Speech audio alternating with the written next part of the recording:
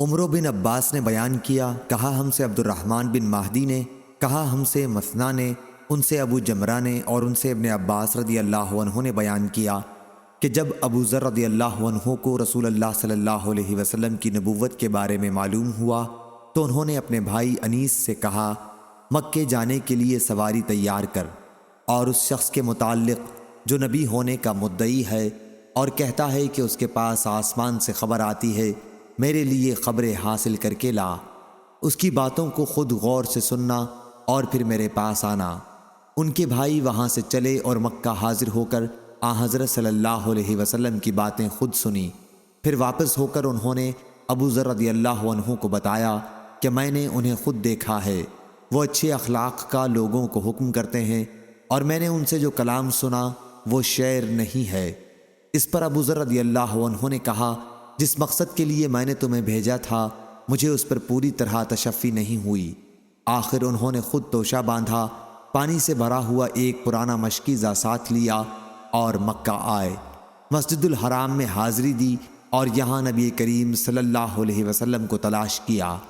ابو ذر رضی اللہ عنہ حضرت صلی اللہ علیہ وسلم کو پہچانتے نہیں تھے اور کسی سے آپ کے متعلق پوچھنا بھی مناسب نہیں سمجھا۔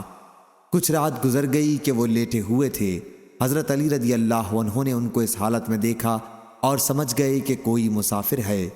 علی رضی اللہ عنہ نے ان سے کہا کہ آپ میرے گھر پر چل کر آرام کیجئے۔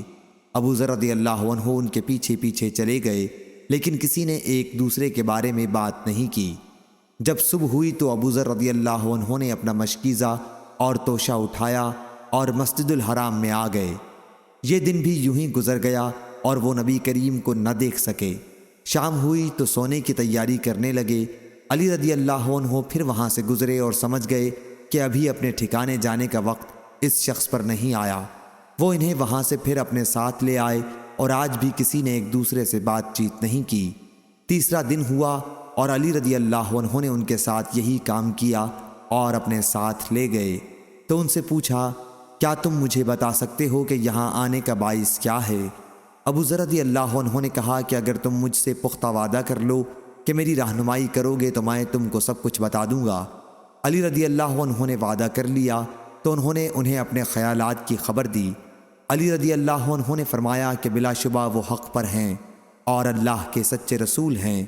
اچھا، صبح کو تم میرے پیچھے پیچھے میرے ساتھ چلنا، اگر میں راستے میں کوئی ایسی بات دیکھوں جس سے مجھے تمہارے بارے میں کوئی خطرہ ہو تو میں کھڑا ہو جاؤں گا کسی دیوار کے قریب، گویا مجھے پیشاب کرنا ہے۔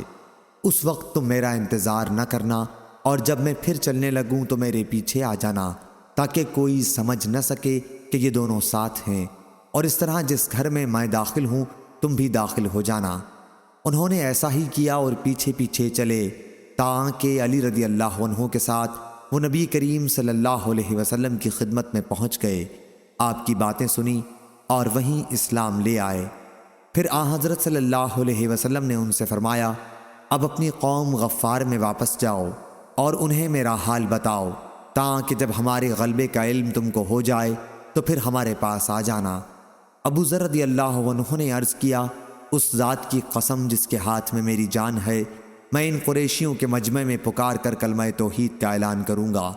چنانچہ حضرت صلی اللہ علیہ وسلم کے یہاں سے واپس وہ مسجد حرام میں آئے اور بلند آواز سے کہا کہ میں گواہی دیتا ہوں کہ اللہ کے سوا کوئی معبود نہیں، اور یہ کہ محمد صلی اللہ علیہ وسلم اللہ کے رسول ہیں۔ یہ سنتے ہی سارا مجمع ٹوٹ پڑا اور اتنا مارا کہ زمین پر لٹا دیا۔ اتنے میں عباس رضی اللہ عنہ آ گئے اور ابو ذر رضی اللہ عنہ کے اوپر اپنے کو ڈال کر قریش سے کہا، افسوس، کیا تمہیں معلوم نہیں کہ یہ شخص قبیلہ غفار سے ہے اور شام جانے والے تمہارے تاجروں کا راستہ ادھر ہی سے پڑتا ہے؟ اس طرح سے ان کو بچایا۔ پھر ابو ذر رضی اللہ عنہ دوسرے دن مسجد الحرام میں آئے اور اپنے اسلام کا اظہار کیا۔ قوم بری طرح ان پر ٹوٹ پڑی اور مارنے لگے۔ اس دن بھی عباس ان پر اوندھے پڑ گئے۔ صحیح بخاری حدیث نمبر 3522۔